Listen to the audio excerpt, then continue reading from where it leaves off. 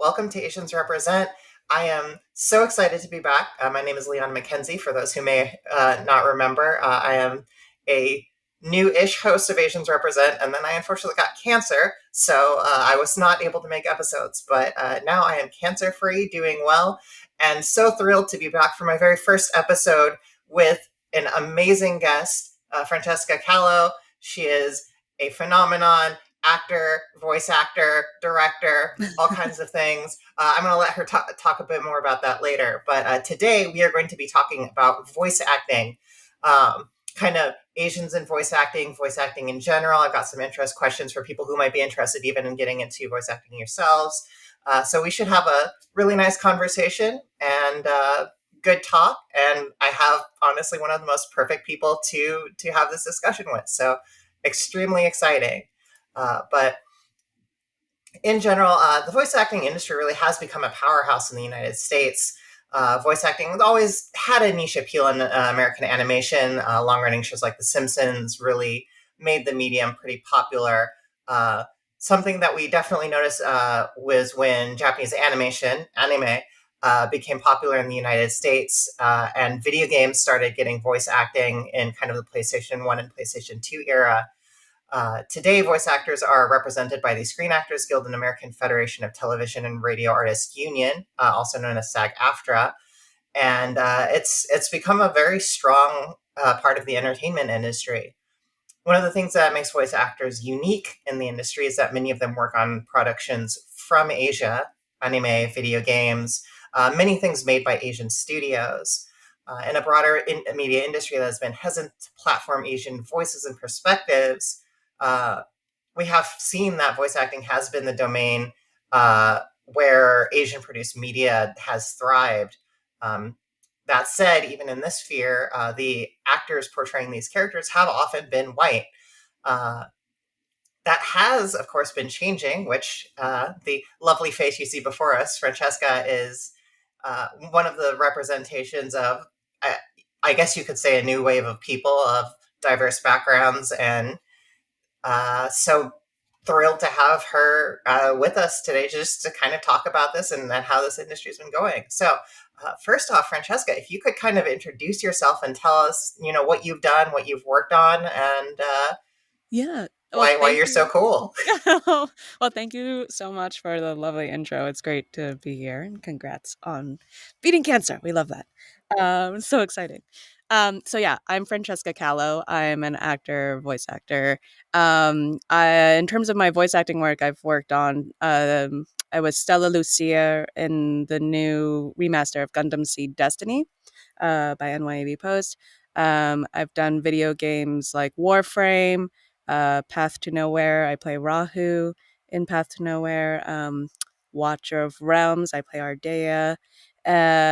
Other voice acting things, I've done live action stuff. And I also do some directing. I directed a couple of anime movies, one like Lonely Castle in the Mirror, My Oni Girl, which is on Netflix, and then recently a really fun K-drama called No Gain, No Love, which is now on Amazon. Yeah. Awesome.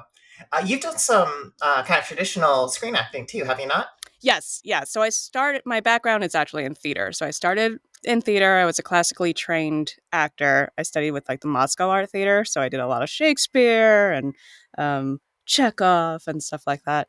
That seems to be a popular start for a lot of actors Yeah. that I've known. Yeah, it's like you get Yeah. to do Shakespeare for years. Yeah, I mean, I love Shakespeare. Some people don't. Some people don't really like it, but I've always loved Shakespeare. I think in like 7th grade, we were reading a Midsummer Night's Dream, Oh, that's and we got to like, yeah, it's the best. And we got to like, they were like, you have to like pick scenes and act it out. And I think that was like the first time that I was like, oh my god, because I just love the language of Shakespeare, and it's just so fun.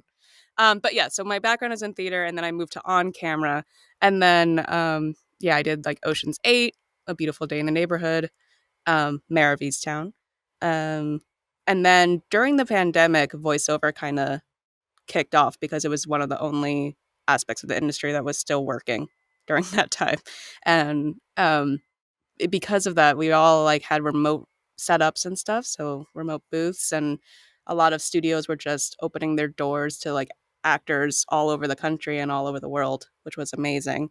And that's how I kind of got into the voiceover realm in LA and in the UK and stuff like that.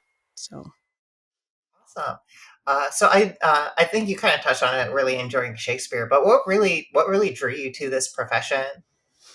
yeah, I think well, it says my family is in the industry, so I grew up around. My parents are both behind the scenes on the film side.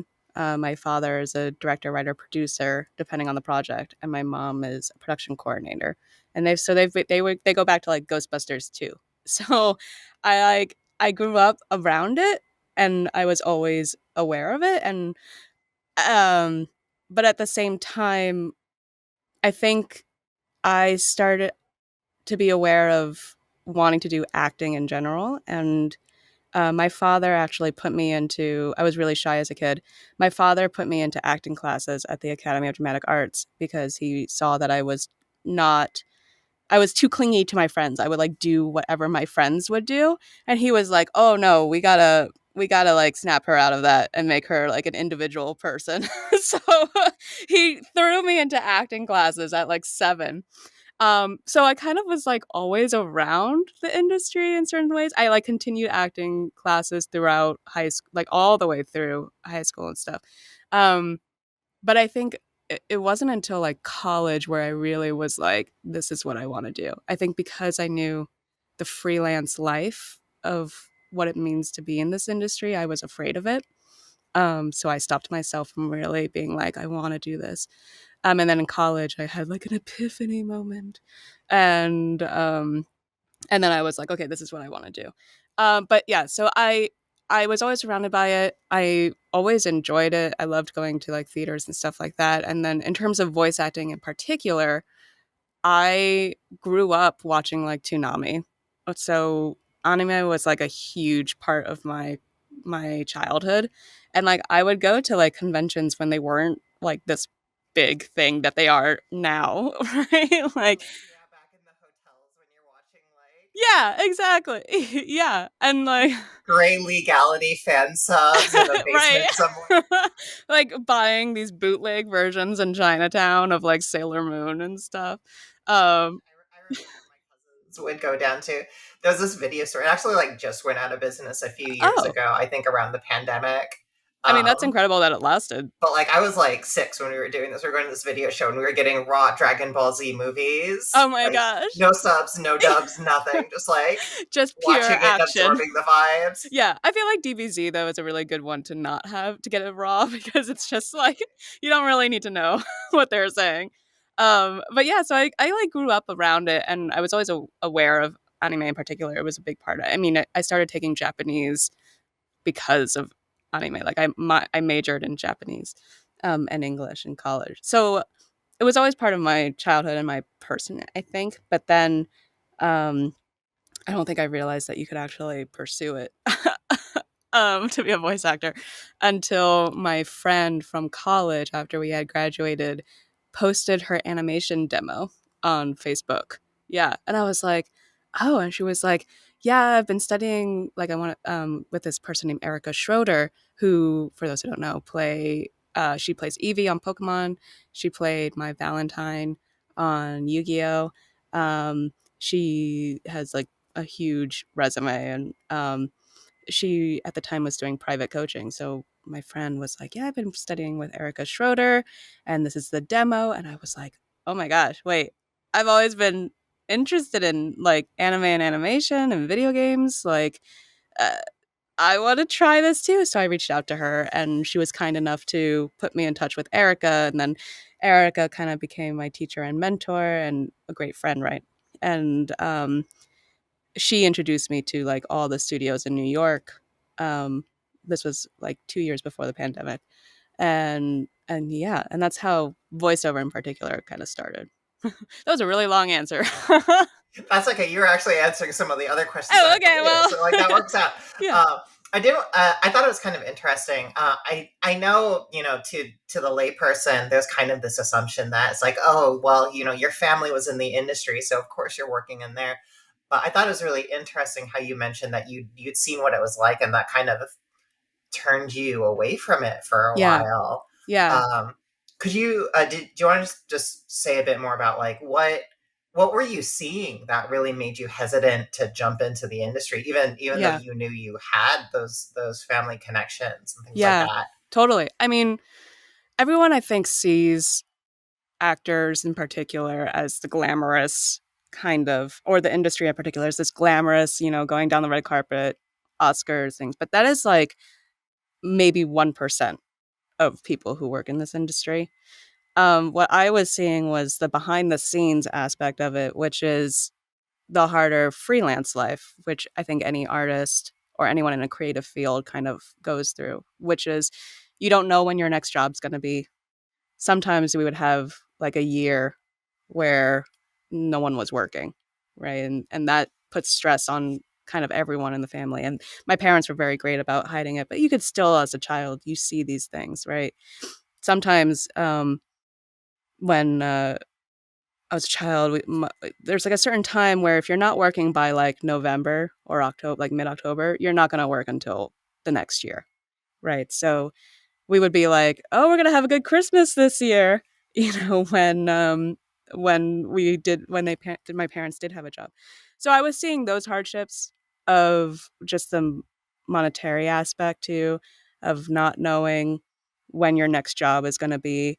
Um, my parents were fortunate enough to continue rolling through, but when there's a slow time, when there's a strike or something like that, and you don't know what's going to happen, it's a ever changing industry, and it you have like somewhat you kind of don't have any control over it. So that was also kind of scary to me to be in the sense of the unknown and not knowing stability really even as a kid. Um and yeah, I guess it was just the whole freelance life was kind of scary to me, but at the same time, like I kept pursuing creative fields. Like I could never do like a STEM job. And I realized that too. So I would just like continue doing creative stuff, but knowing at the back of my head that this was going to be hard and a hard, difficult life, and you may not succeed.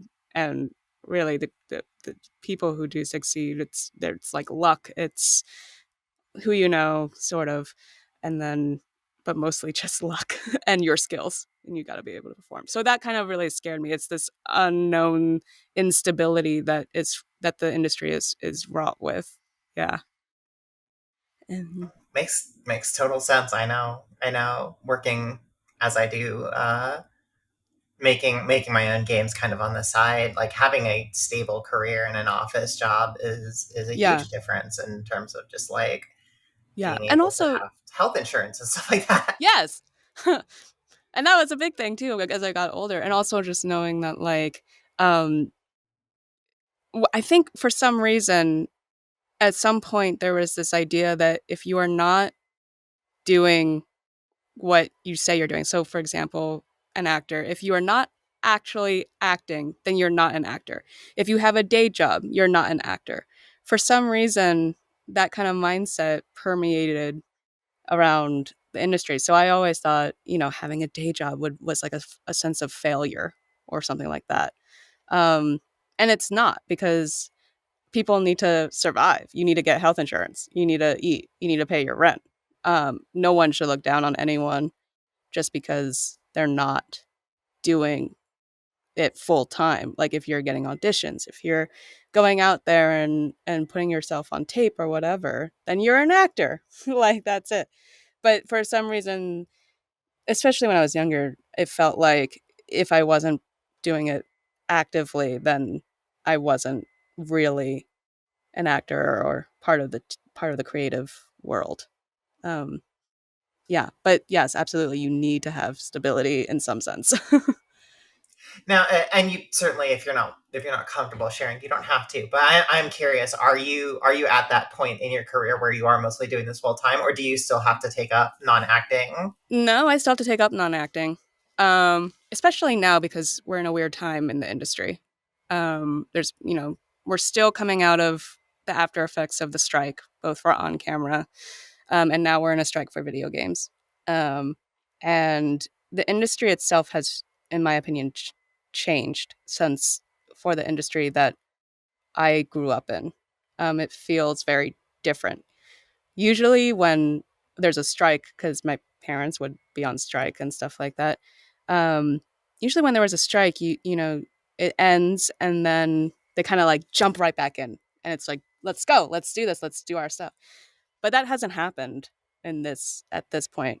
There's a lot of turmoil and confusion and mergers happening, and the industry hasn't quite settled into what it wants to be yet, or what it's going to be for the future. And I think we're still figuring out what it's going to be, because with the rise of AI and all of that. um but yeah, so that obviously I'm not working as much. um and so I still need to do day jobs and stuff like that. But it's also, I've reached a point where my day job is part of the industry as well, and so I just love being in the industry in general, I guess, because I grew up in it. So that's at least a comforting factor. I'm not doing it. I've had horrible day jobs in the past. Horrible day jobs. They were the worst. And I've reached a point finally where I'm not doing that. Or, I've had times where I was doing like 5 jobs at once. Yeah. And I was like, I'm not doing that again. So I've at least reached a point where I'm a little selective about my day job and being like, I don't You want to know, do this shit. that's good, especially like as we get older, that Yeah. age comes for us all. I was just at my like 20-year high school reunion yesterday, so it's like getting up there. It's Yeah. harder to do like the really crummy like waitressing or retail Yes. and stuff like that, and Yeah. just jumping And between that. yeah, it makes you question a lot too. And like all the insecurities come back and all of that. But as I was saying, I don't think anyone should feel bad for needing a day job. Like because of the strike, we were talking to some family, friends, and well, it wasn't me. I was just overhearing my mom talking. Sorry, I'm not going to say anyone, but these are people who have been in the industry for like 40 years. And some of them were like, yeah, I need to like find something else because this turnaround is moving too slowly. I need to like do something, um, just to make money. So these are people who are older than us and have made a career in the industry and have built lives from being in the industry, and they're now looking for other things. So I think it just says something about the times that we're in, and also you just gotta survive. We gotta do what we gotta do. So no one should feel Absolutely. bad about it. So you mentioned obviously some of the mentors you had in voice acting. Were there other like notable people who really helped you, either in like screen acting or stage acting or voice acting, who really kind of helped you grow and progress in this industry? Um, yeah, I think so Erica Schroeder, the people at NYAV Post really helped me. That's Stephanie Shea, Michael Sinter Nicholas. Um, um, JB Blanc has been a recent mentor that I've really taken affiliation with him. He's helped me with PCAP stuff and video game stuff, and getting Victoria Atkin as well. These are all on the voiceover side. But in terms of like theater, it was really the Moscow Art Theater that I think really influenced me a lot. They changed my perspective. And then this wonderful teacher named Carol Prescott, who was from um, the Academy of Dramatic Arts in New York. She was a teacher there. She no longer teaches there. But um, oh, and then sorry, there's been so many. Uh, yeah. On the stage side, I had this from New York. The dramatic arts just reminded me there was a movement teacher there who really, even at the young age of like I think 10, was really instrumental for me opening up just my body. Because I was always, when I was younger, I mean I still have it. I have eczema, but I had like severe eczema, so I was like very self conscious about the way I looked. I also when I was a kid, like had they didn't really know how to treat eczema as well, so they put me on steroids, and that like had a really big effect on me growing up. I like gained like I don't even know how many pounds, but a lot, and so it really like messed with my self esteem as a kid. And then I was in these classes, and this music and movement teacher, um, God, I can't remember his name. That's too bad.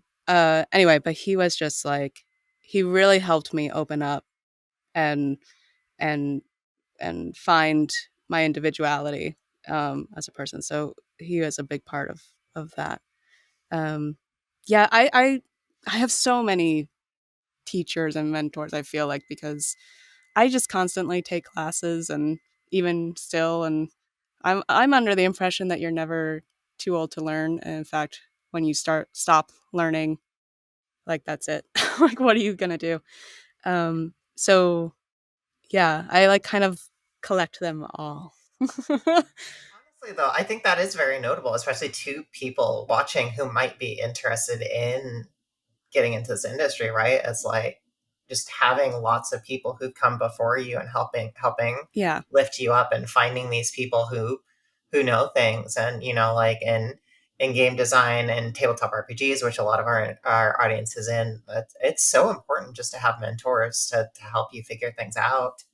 Yeah. Yeah. And also in terms of acting, there are so many ways to approach it. Like there's no one way to approach what you do. So I find having access to different people's way of thinking and changes your own perspective, and you can figure out what works best for you and what doesn't, and learn that way too. And it is like you're just like gathering all your tools for your tool belt and putting it in there. And it's such a yeah, it's such a hard thing. You don't have to do it alone. Yeah, absolutely. I think that's a great message for a lot of people. It's just like you're not alone. You don't have to be alone. Yeah, you Um, really don't. well, I will say one of the things that I've been super excited about, just kind of watching your career. Full disclosure for viewers. So we met because I was doing an actual play of Valor, and Francesca was one of the actors who applied and eventually chose. I actually got to speak with your father when I was Yeah, trying to set up your union contract because you're yeah, SAG-AFTRA, so that was super helpful. yeah, Um, but I've been seeing you get all of these phenomenal like directorial roles, and like seeing some really big name shows like in movies and stuff like that. Were you always like, it doesn't sound like this is necessarily your intended career trajectory. So how did you end up sort of moving into direction? yeah. I think I gained an interest later on, in my acting pursuit.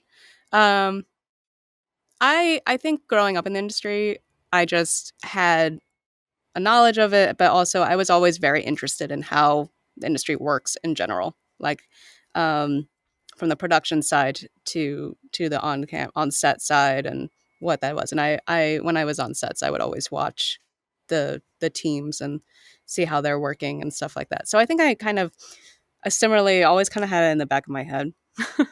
And then the pandemic hit, and a lot of studios were being outsourced by other studios to like help with the flow of getting things done. So at the time I was working with NYAV Post as a production coordinator. And they were very great because they heard that I started to get interested in directing. I think because um, I don't remember how, but I think I must have said it. I must have been like, "Oh, I'm interested in directing." Um, but anyway, so they heard about that, and then they were like, "Oh, okay, would you like to take on a show?" And I was like, "Okay." So um they had me shadow someone, and then I think it was Laura Stahl, and I got to learn about the other side of it, and then they kind of threw me a show called Kingdom, which is on Crunchyroll, and it's like this massive epic fighting sort of fighting war um anime based on Chinese history, and they were looking for like Chinese people with Chinese descent to be on the production team and direct and stuff like that. So in that sense it kind of fell into my lap. But I really enjoy it because it's interesting to be on the other side of it. I was lucky enough that I had enough experience on the ADR side or the dubbing side to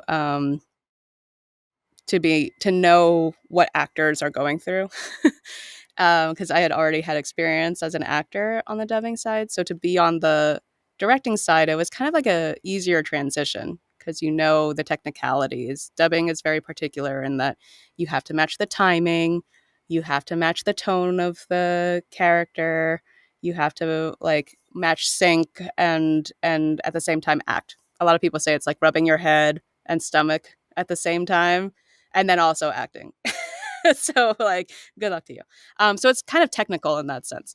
Um, and so I had a good sense of what the process was like, and so the transition to a director was fairly seamless, which was great.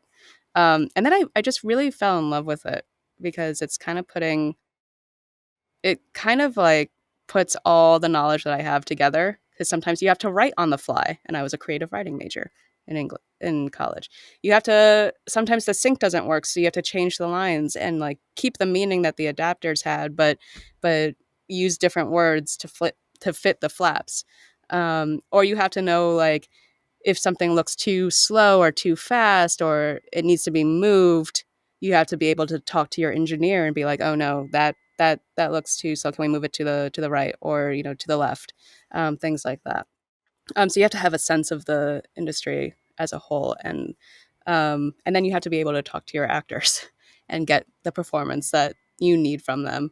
Um, and so it was like this combination of everything, and I kind of I fell in love with it. It wasn't planned, but I had kind of had a an an inching forward towards it, and then kind of just like accepted it, and it's been great, and I love it. Yeah. Well, that's great to hear. It definitely sounds like a demanding role, like having to do rewrites on the fly and stuff like that. Not just anyone can Yeah. really pick that up and run with it. So Yeah. And it's also like you have your engineer, you're working with your engineer a lot and obviously the actors too, but when it comes to like rewrites or scooting things, it's really you and the engineer. So it's really a collaborative process between you two, but it does put there's like a technicality as well as a creativity to it, which I found very interesting too. going back a bit to kind of the more voice and stage acting, were there roles that you're hoping to take on now, or are you kind of happy in the directorial seat and wanna stick around there? No, I'm never happy. No. um, I just want to do everything. So, am I ever really satisfied? No. Everyone's always like the grass is greener on the other side. No, I want to. I think my trajectory is I just want to do everything. So I want to continue directing. I want to continue acting. I want to have that kind of career where I'm surrounded by these people in the industry and stuff like that. In terms of roles that I would love to do or anything like that, I love I found that I really enjoy like these badass women. For lack of a Girl better scene word. though, like Yeah, yeah, yeah. absolutely mood. Yeah. Like lately I've been cast as like military women and a lot of like vocally stressful things, which I actually really enjoy. Like people kind of are afraid of it because it can like if you're not doing it correctly, it could be really bad on your on your chords and all of that. But I absolutely love doing like Ardea from Watcher of Realms is like this badass like she's I don't know if you can look her up Ardea from Watcher of Realms. She's like a barbarian type. She has these like spinning blades that she like lights on fire and stuff like that. And it's a whole like mobile fighting game. So you can like select her or whatever. And she's just really cool. So things like that. I always say that my favorite thing to do is like death by fire. So um so that kind of stuff. More of that. Well, Um and like you did, because you were talking about Stella recently. yes. That role, from my recollection, because I know she me being kind of a Gundam nerd, Yeah, despite really me too. having struggled to get into a lot of Gundam series, Yeah, because she's the kind of the Gundam Seed version of Four, who was a cyber new type. The whole concept yeah, being that they're like genetically altered, and that makes them have like psychotic breaks. right. Yeah. She was indoctrinated to be like a killing machine. And then, but at the same time, yeah, she has these psychotic breaks. She's afraid of dying and losing the people she loves and stuff. And yeah, that was a dream. Because as a Gundam fan as well, growing up, being able to pilot a Gundam was like an amazing experience. But she was like, I think in 80% of her lines were full on screaming, and just going in and screaming the whole time. But yeah, she was like my first ever real dubbing role. Um, so I'm forever grateful for NYAV and Carrie Kiernan for casting me in that. But she's also great because she has this vulnerability, like this childlike vulnerability about her. So it was just like she could go to two different extremes in like a split second, and it was just like it was really fun to kind of play with that psychotic or that psychiatry, I guess, um, of having that. Yeah, but she was intense. She was really great. Got, Dubbing Gundam is a great way to get to play child soldiers. So that's always, Yeah, I mean, always a good time. it's great if you ever want to play a child soldier, get into Gundam. But it's also cool because you get to fight in the real robots. Mhm. So Absolutely, we all love giant robots. yeah. Um, I wanted to talk a bit. Obviously, this is Asians represent, so Hmm. a lot of what we talk about is kind of Asian representation in media and industries. So I know you're obviously coming into voiceover fairly new, since the pandemic was when you really started getting in. I've obviously been following anime, as have you, Hmm. kind of as it's been coming up. And in the '90s, early 2000s, a lot of the big actors were white, Hmm. but we've been seeing so many new actors coming in who represent a much more diverse crowd. Hmm. Um, but for you, what has your experience been coming in as a person of color, into an industry that was, at least for a time, very very white, and kind of dominated by a lot of the kind of the same voices and people who've been in there forever? Yeah, I mean, it's been an interesting journey to kind of see, just like in the industry aspect. Because when I came in, I don't think I even thought about that. I kind of was like, oh, voice. What's great about voiceover is that's unlike film and television is you're not really you're typecast, but you have the ability to play other things that you normally wouldn't be able to play. Like I can play a little boy, or like a creature or a zombie, which like on film and television, obviously I wouldn't be able to do that. So when I came into the voiceover world, that was something that was like really appealing to me and really amazing. And I didn't have this idea of like just because I'm Chinese or Spanish that it would stop me from pursuing it or getting certain roles or something like that. Um, and I think the voiceover world was and is pretty open in that regard, in that idea that you should be able to play anything. At the same time, obviously, we've had a couple of experiences where um, diversity is becoming a more of a topic that casting and CEOs and all that are starting to pay attention to, which is amazing because like you were saying, characters that were Asian or Hispanic or whatever were often going to white people, and it was like if you can do the accent, then you should be able to to play it, and that's not true because in my mind is that if a project is culturally sensitive or the character is tied to a certain culture and that's a big part of their character, then you should hire somebody of that background because it's not just if they can do the voice or the accent, it's also like a connection to that culture. And there are things about cultures that people don't know. Um, so we absolutely should have more representation in that sense. But at the same time, we're running into this interesting dilemma of like, I think we have a scale and we go like one way and we go the other way and we haven't really found the balance. Where, for example, of actors who there was a point where actors of certain like Asian, I'm just going to use Asian because I'm Asian, were being pigeonholed as just be doing Asian roles and not getting everything that their white counterparts, for example, were getting. Right. So we haven't, I think we're still trying to find that balance of like what is too much. Is it okay to tip the scales towards like uh giving all actors of every background everything? And then my opinion is that we should do that.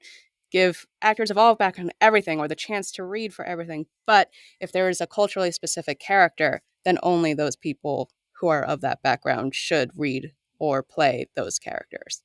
And it's interesting to see like uh, the debate that goes on about these things, like old guard or older actors being like, "Well, I can like I've been playing this for years. Why can't why can't I continue?" Like, or it doesn't matter because it's voiceover, so your face isn't even in it. So why does that matter?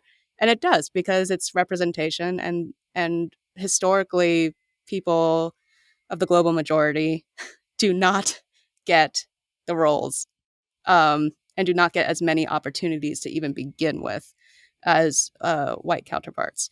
So if we really want to be like a diverse and representative community, then we need to be open to those kinds of changes too, in my I definitely like when you talked about, like so long as you can do the accent you're in. opinion. Like there've been some pretty high profile discussions of that because like one of the examples, if you could say, is like Mickey Rooney and was it Breakfast at Tiffany's or something like that, Yes. putting on that really like Yes. egregious stereotypical Japanese accent, Yeah. or um, even more modern, long-standing examples of Apu, who was voiced by Right. a I was white gonna man. say, yeah. And they kindly stepped down, but yeah. Um yeah, I don't think we found as an industry the correct balance yet. But I appreciate that everyone's working really hard to find it. Um, castings have changed in that they'll be like, this is a character who is Asian and stuff like that. And then you get into and this is where I think it gets a little confusing, or we haven't quite found, the right balance yet, where um, I think people often forget that Asia is a huge continent. So like you'll get, they'll just be like Asian, and it's like, okay, what kind? Like, what kind of Asian do you want? Indian? Do you want Chinese? Do you want Japanese? Do you want like? Did you know Russia is also part of Asia? So like, Yeah, what kind of Russia or the Middle East. or Well, the Middle East? Yeah, yeah, yeah, like yeah, Arabic. yeah. So you need to be kind of specific, and then I think there's on this other hand of that, there's a concern of being from talent of being pigeonholed as just that.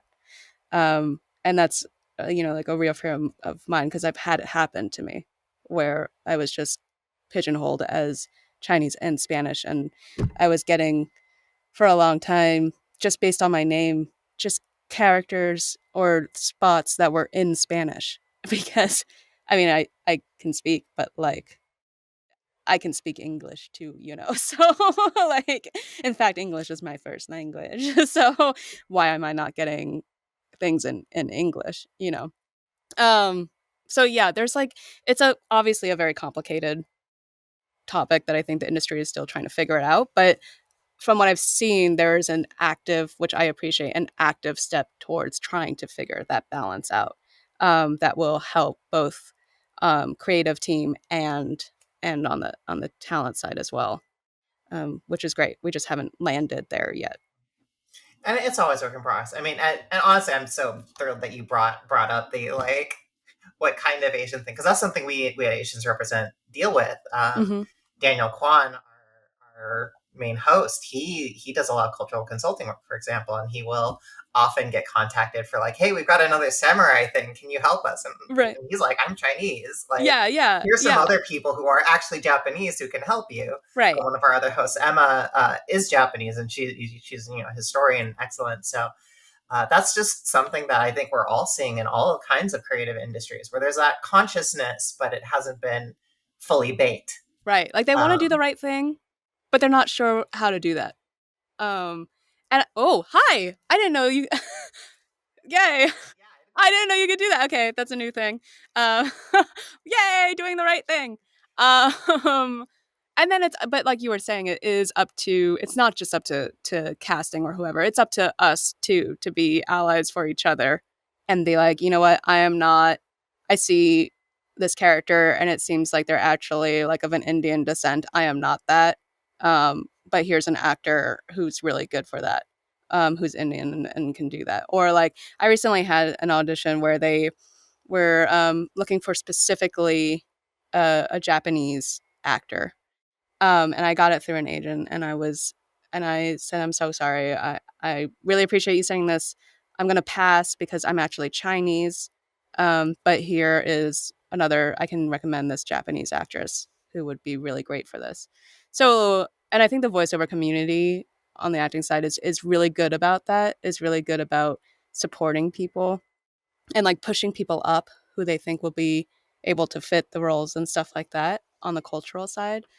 Um, but at the same time, like I just worked on a K drama, right, as a director, and I'm obviously not Korean. I'm Chinese, but I think in that sense too, it's like where do we if we just have it's a hard line because if we just have Korean actors, for example, we would run out of actors, right? From my sense of casting, and we wanted to do for this K drama, we wanted to get as many authentically correct people as we could.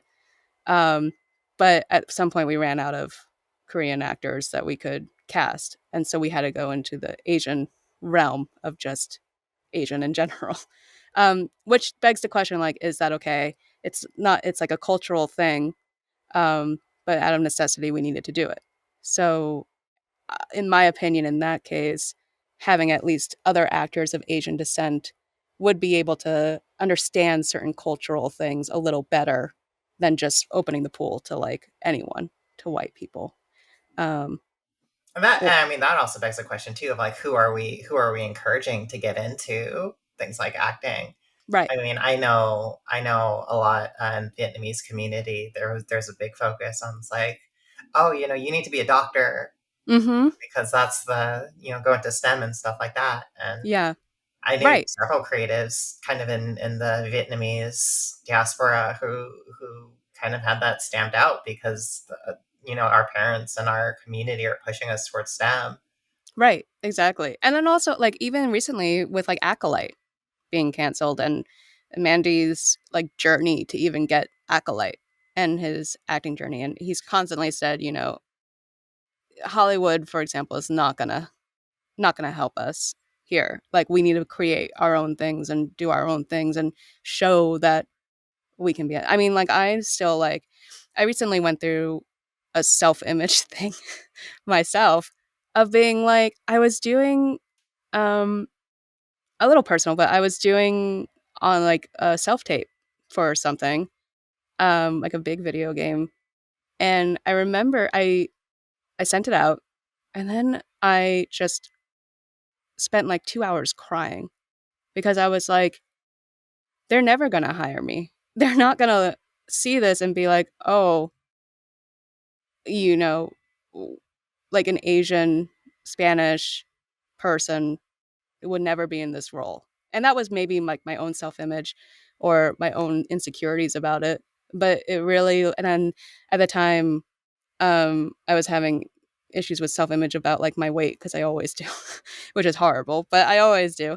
It's And I so was it's like, so hard not to. yeah, it really is, especially in the creative fields when it's so much of it on camera and theater in particular, really put a lot of emphasis on how you look and a lot of stock into the way you look and like what you can do. Like I've had casting directors for theater and on camera being like, "So, what exactly are you?"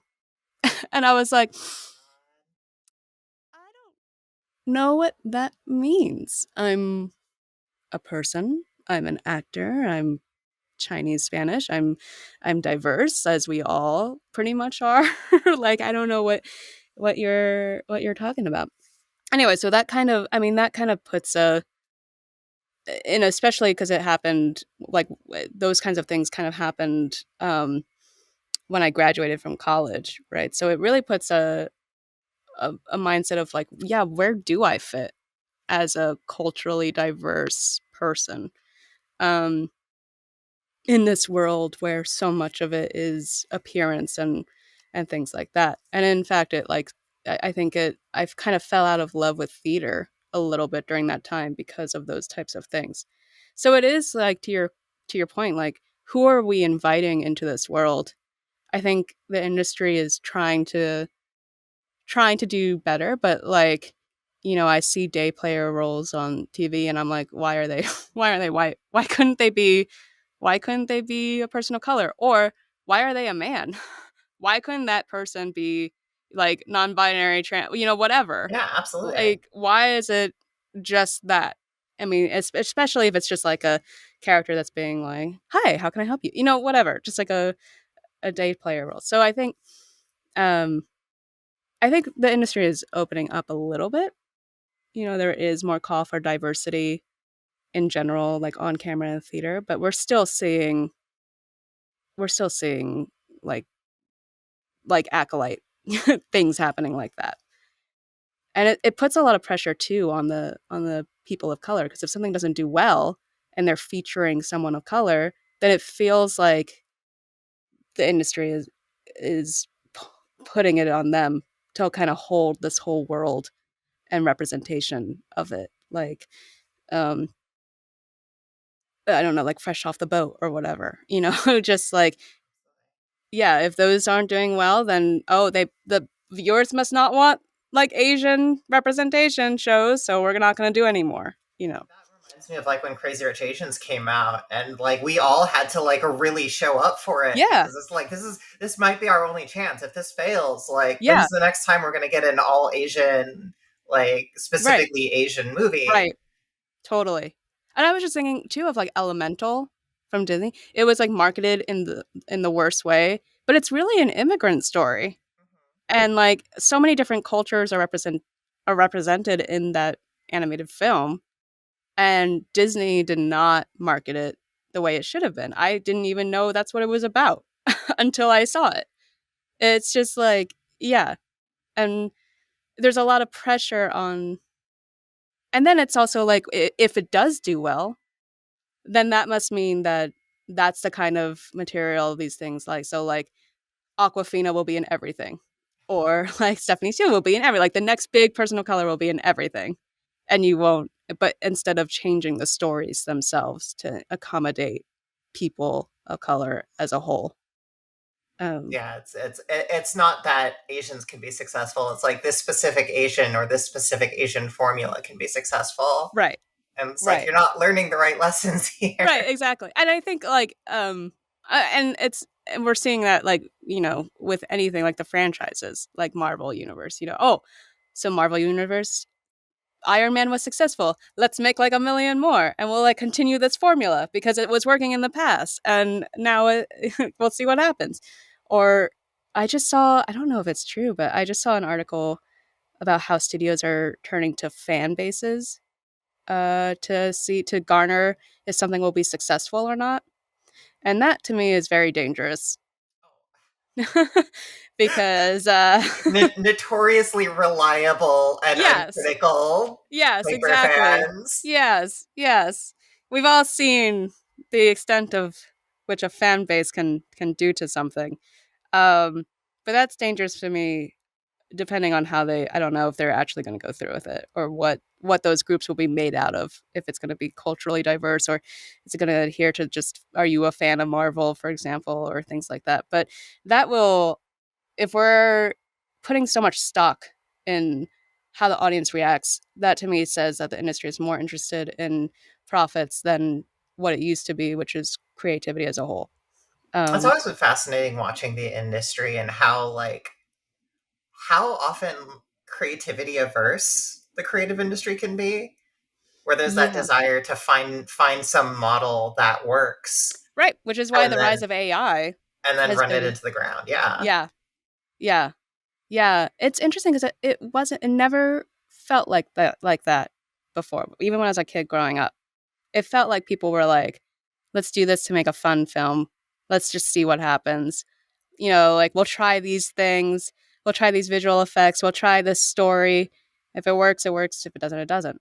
But now it does feel more of a let's try to find the formula that is most successful so that we can make, the above the line people can make Yeah. tons of money. And well, and I mean that's been hitting, like you see it in the video game industry, Mhm. and I imagine ballooning budgets are probably part of it, which is why Mhm. AI seems so tantalizing to these people. Yeah. It's like, oh, I can make something without paying actors, and Right. there's not that recognition of the fact that you have to make something that's good.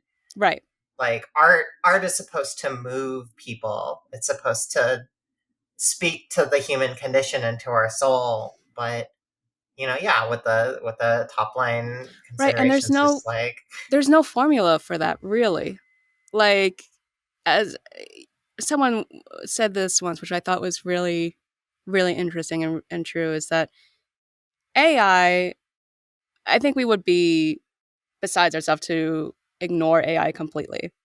It's here, it's being used. We understand, but it's how it's being used and how we can control the use of it. And that's why we're on a strike for the video game strikes, because you brought that up. But someone said, to your point about human soul, AI cannot capture the complexities of human emotions, such as you love someone so much, but at the same time you hate them because of one thing they did, right? Or like you love your parents, but like you argue with them and you don't hate them, but you still love them, but you're at that point like really frustrated or whatever. And like those tiny, minuscule complexities of a human emotion cannot be captured, hopefully never, by AI at this point. So that's what we're losing by doing it. And like to your point too, like just having the stories, we need like these human stories. And having a machine do that, they can't understand what humans. and that's why I'm personally like, I hate that this is becoming such an issue. I'm personally of the opinion that I don't think it's going to be a long term thing, but the years in which they're experimenting with it is going to be very rough, because Mhm. that's just it. It's how are you going to convince money or people to spend money on the slurry of like machine generated Mhm. content? That's kind of a tough sell, Mhm. because a lot of the reason why, like talking about catering to the fans, right? Fandoms build around works that move them, Right. that evoke strong enough emotions for them to become attached to these things. And like Right. a generative AI, it's like, I remember, playing Diablo, right? Where they Mhm. have like the procedurally generated dungeons and stuff like that. There's no logic outside of what you put into it. Mhm. And it's not a computer is not emoting or thinking like a human. It's just following rules to make something. And Right. kind of those paint by the numbers things, they don't often do well Right. in the entertainment sphere, because Right. it's like I've seen this before and I've seen it done better. So what does remixing it with a computer do for me, right? Right. Totally. And it does beg the question like is it purely a cost thing? It must be because that's why they're fighting so hard for it to replace people. Um but I can't imagine they're like thinking, "Oh, we're going to make amazing stories with this." I don't think that crosses the CEO's minds. I think it's literally how can we cut costs? And then in terms of the video game strike, for example, I think there have been interviews where people have who on the actor side who have been in the rooms and have heard. Now this is like just secondhand knowledge, so I'm not. Don't take my word for it. Um, who have heard video game people being like, "Well, your performances are just data to us, so why should we continue using it because we just want the data. We just we just need It's data. We it's a don't very sad need mindset. It yeah. is. And it's also like but you started using people. Like there was a time where video games didn't have people. And then you started using people, and you found that it was better and you could tell more compelling stories. Like, think of all the stories that we really love in video, like, like The Last of Us. And it's not just like, it's a whole collaboration of people who have created these beautiful stories, not just talent, but writers and the game devs and the visual effects, all of that. So I why would you think take that even away? of like the scene in the infamous laughing scene in Final Fantasy 2, Oh yeah. which Oh was yeah. iconic, even though like a lot of people misinterpreted it. It's like, yeah, it's supposed to be awkward. Like that was literally the direction. But even for people who just like, it's like, oh gosh, this is such weird or bad voice acting, it became a cultural touchstone where even people who don't know about it have heard this scene before. Right. Right. And like it's so uniquely human. Yeah. So I was gonna say, like, AI aside, um, that's obviously those are conversations we even in TTRPGs and stuff like that. We've been having a lot of discussions, but I want Yeah. to move on to something a bit more fun. So Okay. you got to work on which I find this work to be quite fascinating. Kingdom. I wanted to talk about Kingdom Yes. because this is this like epic anime kind of. It's depicting the Warring States period, if I'm not Yes. mistaken. This like mythological Chinese period with like all of these larger than life heroes and figures. It's been done so much. You've seen like Dynasty Warriors, Hmm. and it's been a huge cultural touchstone, and it's by a Japanese studio portraying a Chinese myth, Chinese legend, Chinese history, all kind of wrapped into one. Um, and you mentioned earlier that they actually sought you out to direct this because you are Chinese. Hmm. So what did that kind of that big cultural basis? What did that do for that? How did that make that experience? What were the special considerations that went into something like this? It was it was amazing. First of all, I'll go backwards and then work my way to the result. But so Kingdom, we actually took on season 3 of it. So there were two other seasons, and two other seasons I think were in the 90s, or even maybe earlier. But it's a popular franchise in Japan, and basically they completely, I don't know the gap in between, but they completely changed studios for the animation and all of that, for season 3. So it was kind of like it was still a continuation of the story, but they kind of like remastered it, to for today's audiences and stuff, and animation and stuff like that. So right off the bat, when we were talking about it with NYAV Post, they really wanted to lean into the cultural aspect of it, because and before I don't think there were many Asian talent on it, for example. So they really wanted to lean into the cultural history, because there are characters in there that obviously it's larger than life, but there are based on real people. Um, and the Warring States period was a period of time where there were different factions warring against each other. So it was very important to keep it as culturally representative as we could. And so they were great in first reaching out to myself and then my co-director, because it's such a huge franchise. We needed to constantly be recording, and we needed two directors. David Chen, who is also an amazing Chinese actor, who does like Lego Monkey King, and you've probably heard his voice so many times, and he's amazing, and I love him. So we were brought on to be the directors, and then it was important for us, and Stephanie Shea was kind of our overseeing producer on it. It was important for us to get Chinese actors, um, for the entirety, for to cast in all the main roles. There were like a by the first 4 episodes, we had about 1,000, like, I wanted to say NPCs, but extra characters. So it was a huge cast, and mostly men, which was upsetting. But you know, Warring States. That's kind Warring like that's States, kind I of the guess. thing. Yeah, Yeah. yeah. So Right off the bat, we were like, we're gonna go all Asian, all Chinese as much as we can, and then we'll move into the general Asian territory, and then people of color. We didn't want anything, um, and then so we went through all this casting, um, where we specifically were looking for Chinese first, then general Asian, and then we were aiming for people of color in general.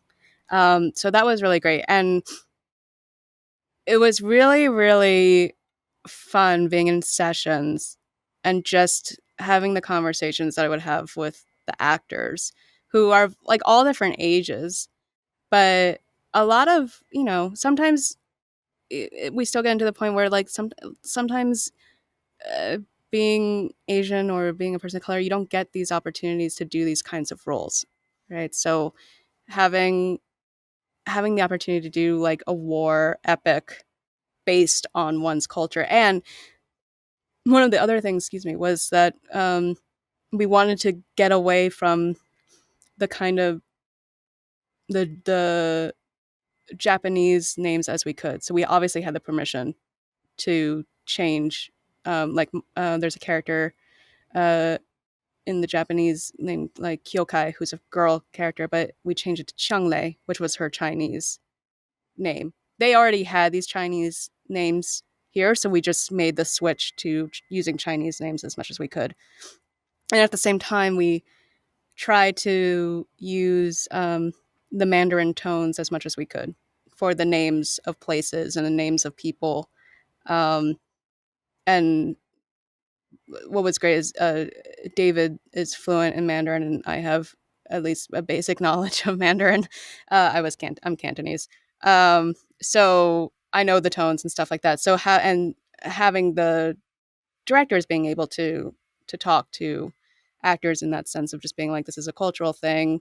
We want to make it as close to the culture as possible. Let's add these tones in and change it that way as well, because it is based on Chinese history. So why shouldn't we?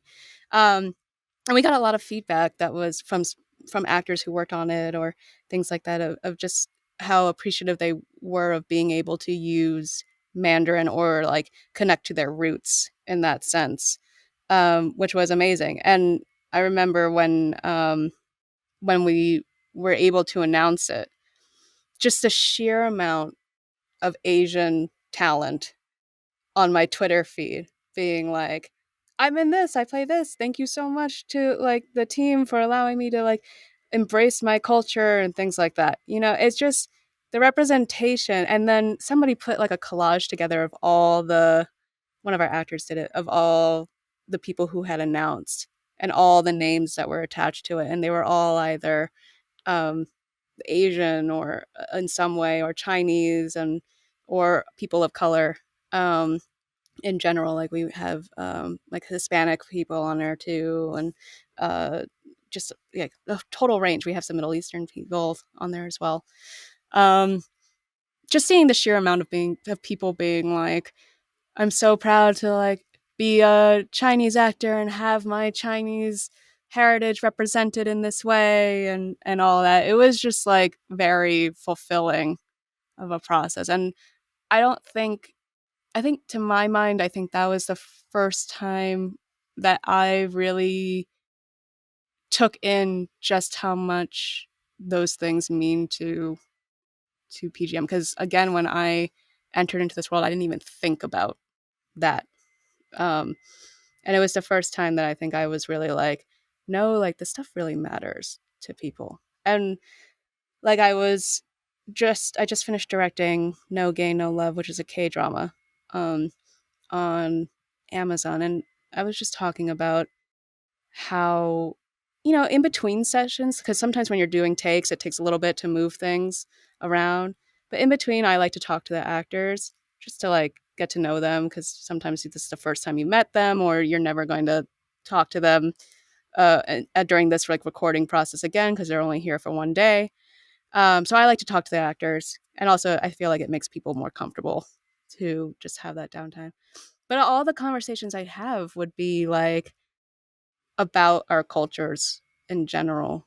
like somehow it would always lend to that. Like with older actors, they would tell me, like about, what it was like to be in the industry years ago as an Asian actor, or even just like sharing food recommendations of like, oh, you got to go here because they have the best dumplings, things like that.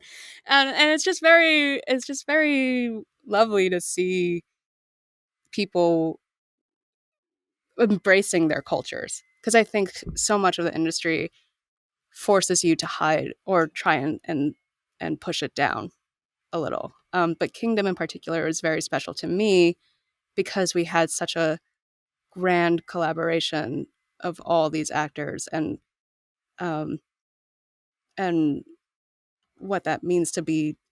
I don't know if I've seen. I'm sure they exist, but I had never seen an anime of that size, just purely people of color or PGM.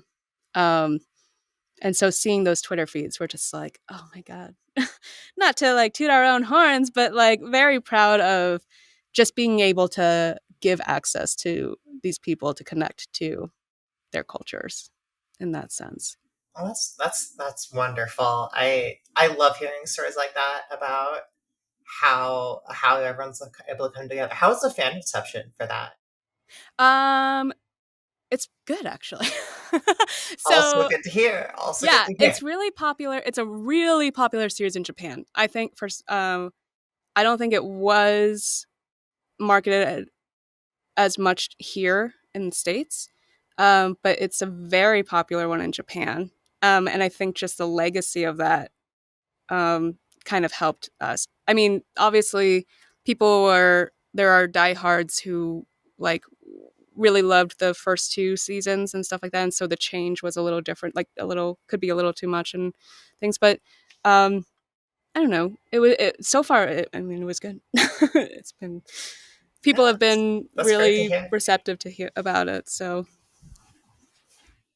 And that seems to be the case. I have noticed that usually when these things are done, for the most part, like obviously you get some people who will get mad or up in arms, but for right, the most part, the fan reception seems to be pretty positive whenever yeah, and I think like these fans too. considerations are made. Yeah, and I think fans too are more receptive to these changes. Like you were talking about the Simpsons one, and then also like Yoroichi for Bleach and Chad for Bleach. I think fans are. I mean, obviously, change is strange, and you have to get used. They'll have to get used to it. But like, generally, from what I've seen from those reactions, they're more inclined to be on the the side of diversity and represent and proper representation. Yeah, Um, definitely. yeah, I mean, and that's good, right? Like this is we're trying to build a world in which people are able to act their own stories and yeah. also be recognized for that. And I will say too, it's as much as I was saying that the idea of turning to a fan base to garner success is bad or dangerous, there is a power to a fan base as well.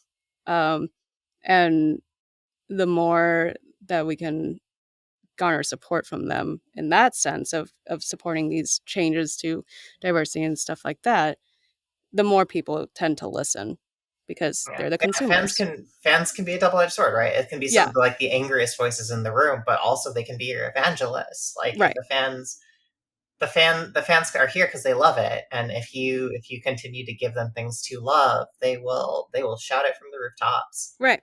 Yeah, absolutely. And so far, it seems to be working to our favor. Awesome, great to hear. I wanted to contrast this a bit because we were talked about Lonely Castle in the Mirror, which Mm.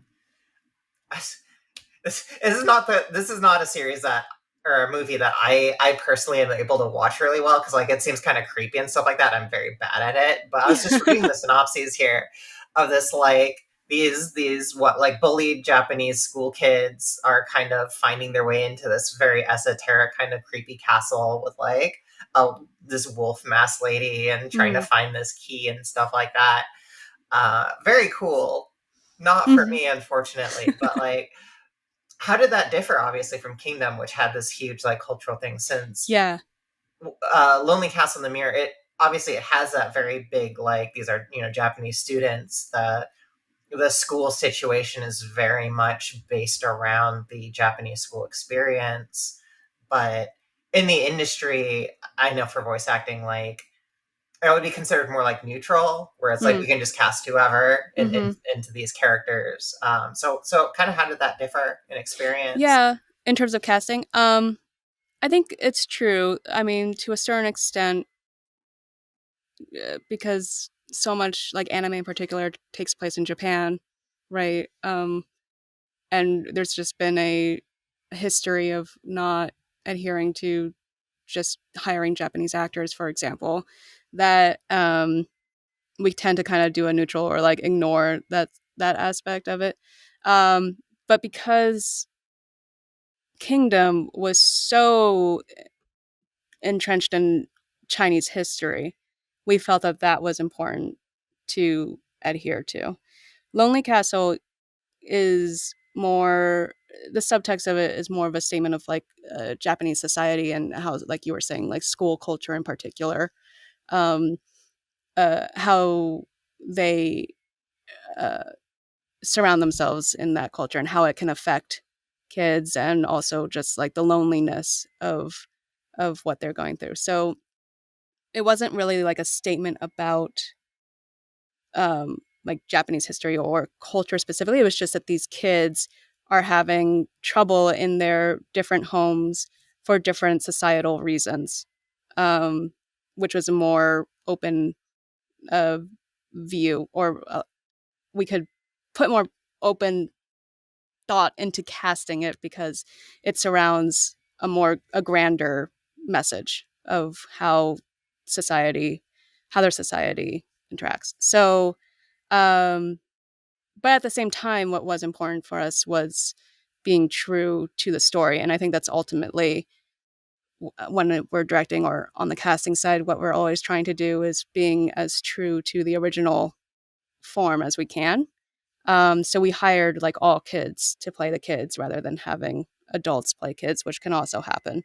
Um, and in that case, it was really just like a sense of how can we be as true to the story as we can be and still have the impact that the story needs. And that is a collaborative response. It's not just directing or the actors, it's also the writing and who we cast and things like that. So I think we always approach it as, or at least I always approach it as, um, we want to be true to the original, especially for dubbing. We want to be as true to the original form as we can be. Um, and then if we have the ability to make the decisions like hiring all Asian actors or things like that because of cultural reasons or just because it's an Asian show, like a K drama, then we will make those choices. But we want to be, uh, yeah, we want to be as true and sincere to the original form as we can be, especially because, with dubbing and anime on the English side, we're not creating something from scratch. Something has already been created. And so we want to honor the work that the original creators have done as well. Um, And just like how hard is it to bring in children for such a big role like this? Especially it was what, like seven children? 7 kids. Yeah. Yeah, 7. Yeah. And they were all the teenagers who I think are like 16 in the film. We brought in um, adults to play the teenagers also because some of the stuff they go through is a little too much for kids to handle. So that was it. But working with kids is interesting because a lot of the times they haven't done a dubbing thing, and you have to direct them in different ways than adults, right? They don't have the same vocabulary as adults do in terms of like their skills and stuff. So it's like um, saying things like I want you to imagine that you're hugging this person and you really just like you feel very comfortable in their arms and you just sigh into it and then see what happens, right? Like you have to be a little creative in terms of how you direct them. But all of them were really great. Some of them had worked with us before in different shows for like smaller things or something like that. So they all they were all cast because we knew we could do it, but it just takes a little longer. Um, and you just have to be a little more patient. And sometimes the sync isn't right, so you have to like adjust it that way, or you can like mix and match takes, um, or just get them to do it again, etc. But all of them were like very eager to just be a part of it, and that was really great too. Um, and it also like for me just stretched my own imagination as a director to be like, how do I get this performance where like this kid is crying because something happened, something horrible happened, but the thing that was horrible that happened, I can't tell this kid, right? So Oh, right. Yeah, because it's a like bit too much for a it's a kid to. bit too much for like an 8-year old, right? So like how can I translate that into something that they would understand? Um, like you're saying goodbye to your parent, or things like that. So it was a very interesting process to. I think that was the first time I had worked with so many kids, and like who were in the lead. They were all leads, so it was really A lot of lines to record, I a imagine. lot of lines to record, especially yeah. And that was also we did it remotely. We did it hybrid. So some people were remote, some people came into studio. So that also adds a whole other aspect to it of if something's not working technically, they need to get their parent and bring it back in and all of that. So you have to be a little more patient. But it was great. It's a very heartwarming film. It's not like creepy in the sense of like a horror thing. Okay. Um, Good to know. Good to know. yeah, it's more fantastical, like I would say like magical realism type. Um, Still, there are parts that are a little darker, but mostly it's a pretty in contrast to Kingdom, which like our actors were like screaming for for however many hours the entire time. This is a very cinematic and softer tone. Um, so yeah, that was also very interesting to go from the contrast of Kingdom to Lonely Castle, which were totally different cinematic universes in terms of tone and Definitely a difference in subtlety, if nothing else. yes, yes, yeah, exactly, yeah. But and I think really, and sort of what we've been building to just through this conversation is just like it seems like yeah we've come such a long way in terms of like not just Asian but like BIPOC people in general. Hmm. Uh, Being able to take on new roles and stuff like that. Like I remember just watching some of the casting announcements for recent things like the Persona 3 remake, for example, where like Hmm. Susie Young got to play Fuka and Hmm. Zena Robinson got to play Junpei, one of like the main characters. So we're really seeing just more BIPOC actors in general taking on these leading roles. Um, Kind of going from that perspective, and then also maybe even like the Asian perspective, how is the environment? Obviously, there's a lot of chaos and things like that. But are you seeing improvements? Are you seeing positive changes that make it more accessible to non-white actors? Yeah, I think so. I think there's still growth that needs to be had. For example, certain um just because of the sheer content, like there was a boom in like Asian actors getting a lot of live action work, which was great. But at the same time, Middle Eastern actors are not getting as much, or Hispanic are not getting specific stories like that as much. Um, so in my mind, just on an actor side, I've definitely seen I've been more comfortable with the way that the process has been going, in that like I'll get auditions and they'll be like this, we're specifically looking for an AAPI actor, or specifically looking for um, a black actor or Hispanic actor or of like Mexican descent or something like that. So that's been great. And then a lot of the times I'm also asking, you know, representation and stuff like that. Like I just want to make sure like I'm not pigeonholed. I think like yes, we have all these opportunities, but I don't know the numbers. So this is like a real question of like how many people of color are actually getting the same opportunities as their white counterparts.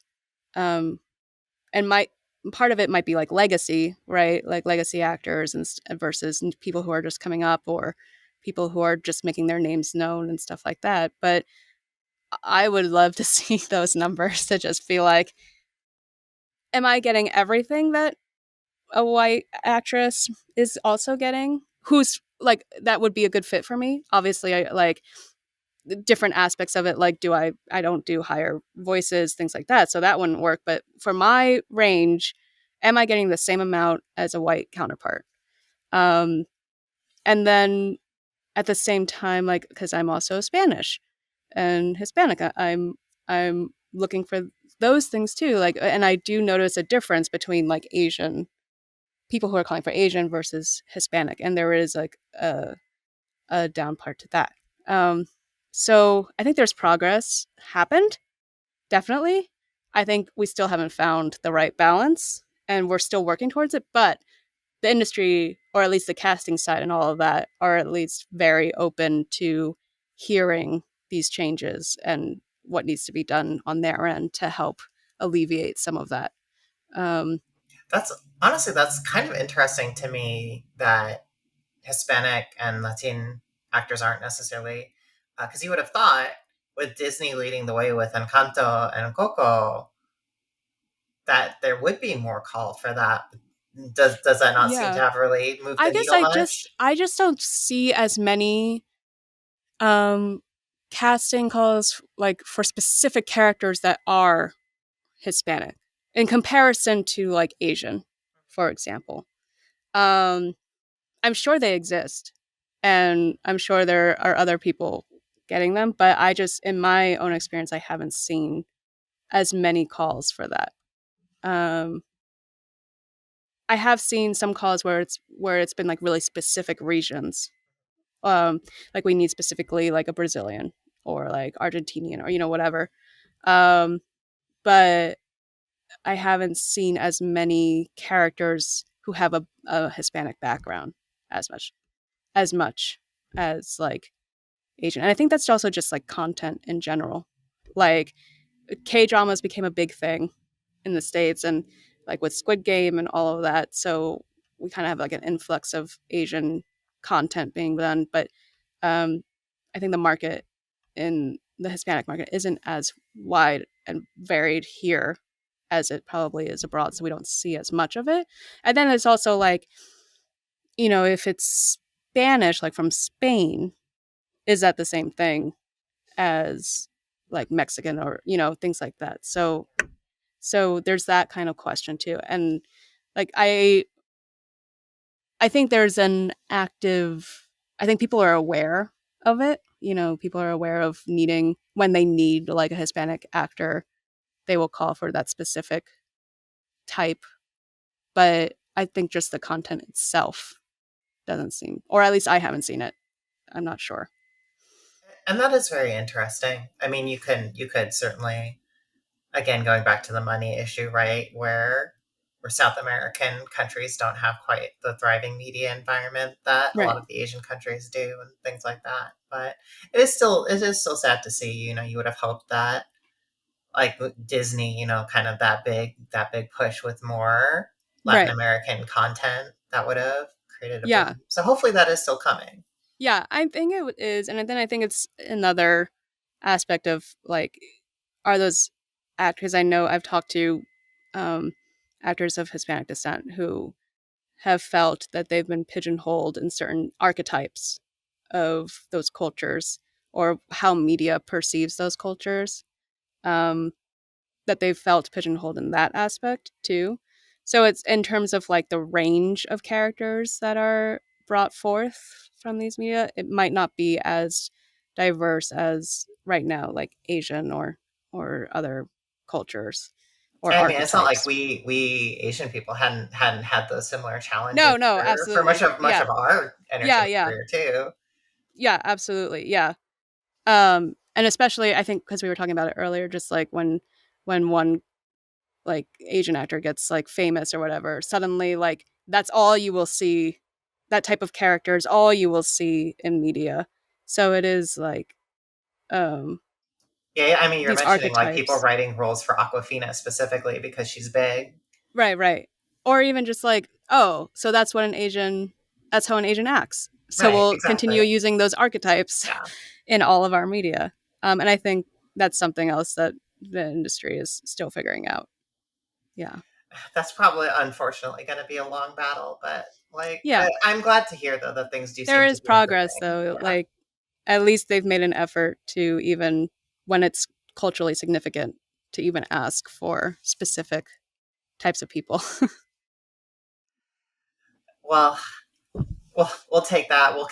We just keep pushing and you keep trying to do better day by day. Yeah, That's the thanks. only way we All get we can there. do. Um, I did want to say though, kind of as we wrap up here, many of our community here at Asians Represent, we love games, we love anime. I know there are people who do acting, who do actual plays, do voice work. So I just wanted to, as an industry professional, what is your advice for especially like aspiring Asian actors who are interested in getting into like voiceover or acting or things like that? Um, Specifically voiceover and acting, gotta take acting classes. Um, I know, there's a lot of rhetoric of like, well, it's just about the voice, but it really isn't. You gotta know your acting chops. You gotta know how to break down scripts really fast, because sometimes you don't even get scripts until the day that you go in to record. So you don't even know what you're saying. So you have to be able to make choices on the fly, and be confident in those choices and the characters, and um, you have to be able to analyze the scripts to get as much information as you can.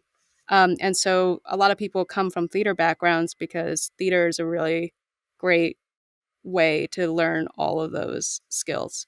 Um, and then, continue to take classes. I always recommend people look into the production side of things, learn about how the industry works as a whole, because it's not just about the actor, it's not just about you, it's a whole collaborative process. And once you learn about the production side, you realize just how kind of insignificant not insignificant, but how small you as an actor are. Because you come in at the end, and some of these people have been working on this stuff for months. So you have to take the ego aside a little bit and just realize that it's such a collaborative process, and you need to be able to understand how it works. And it also just helps you understand, so much insecurity comes from being an actor. It helps alleviate some of that too, to be like, oh, I wasn't cast because, not because they didn't like me or I'm not good, but because literally I just don't fit into this puzzle right now. And being on the other side and seeing all of that and how the process works really helps take out that fear or anxiety of what can sometimes be like a black hole of unknown, as an actor. um, so yeah, learning the production side, learning as much as you can, learn how to like write scripts so that you can use it and analyze it. And then also, like, don't let it become don't let the industry become your life. Don't let it become your personality. Like, you need to have a life outside of the industry. You need to have friends that are not related to the industry. You need to travel, do like other things, because if you don't, when the times are tough, it really can just like dig you into a deeper hole. So having like outlets and other hobbies, and not letting the industry revolve, like be an all-consuming entity of your person, is really important, because it's just like a health thing. It's just a mental health thing. And then, yeah, continue to learn. You're never too good or too old to learn. Everything that you bring from your culture, from your history, like embrace it all, because that's what we need in the industry right now. Yeah. Oh, that's such a great answer. I need to lend my voice too to the specific. Like, it's so important to have other experiences outside of your industry. I think as creatives, it's very easy for us to kind of get into that head down, like hyper focus mode. And it's so easy to forget that the experiences you have, the life that you've lived, are what give you that creative potency to begin with. Being able to draw on so many different life experiences, and um, like I imagine, like as an actor, having had those emotional highs and lows in one's life makes it so much easier to portray them on Yeah. screen. Or It's easier to connect to. And I think there's also this myth that like you need to have like, need to be traumatized to be an actor. But you don't. Like, you can connect to what in whatever way you can connect to those hard feelings, you can connect to, but you do need to live life. And also, as we're seeing now, the industry right now is a little in flux, and that makes it very hard to be a part of the industry. And if you're not taking the time to get out of the industry and think of it, it can be really detrimental just to your mental health in general. And as you were saying, creatives, I think, tend to always kind of look forward and worry about what's coming next. And that's why I hesitated to enter into the industry, right? But what's coming next is it will happen. Money will always happen as long as you make it, as long as you want it to, right? Like, you can always pursue other things, and failure doesn't mean anything. It's just resilience in another form. So right now we're seeing like tough times with the industry, and that's okay. And know that like we're all in it together, but you need to have, like you were saying, Liana, the life experiences and just the escape away from the industry. Otherwise, it will consume you and it will not help you at all. Um, I think that for any creative things, when it's hard, it can really, really go low. I mean, game design's the same way, right? It's in my experience, I've had to because I'm in a pretty heads down project right now, and it's just being able to stop and do other things and experience other things. It's so important. Yeah. And it helps you process things too. For sure. If you're having trouble with something, just step away, walk away, and always, yeah, always be looking for at least learning opportunities. And if there's anything interesting that you want to do, like taking up violin or like learning a language, just do it. I mean, live life. Live life, Yeah. opportunity will come, Yeah. and make sure you're just be happy with what Yeah. with the life that you're leading, and seek things that enrich it. Yeah. I think that's one thing the pandemic taught a lot of us is gotta we gotta live life and be happy with it. It's too short. It is. It really is. Well, thank you so much, Francesca. I Thank I you. thoroughly enjoyed this. So where can people find you on social media and Yes. projects? Where should we look for you? Twitter and Instagram. Twitter is Monet at Work. My middle name is Monet, like the painter. So it's Monet at Work. And Instagram is Frananagrams. You can just also look me up on Google or whatever, and you'll probably be able to find it. My website is francesca-calo.com, and all of that info is there Yeah, too. and we'll put this in the show notes so Okay, we well, can yeah, share your socials. please. But thank you so much. Thank you. We really appreciated this. So good to see you. So good to have this conversation. And yeah, we will see you next time. Thanks, everyone. Bye. Thank you.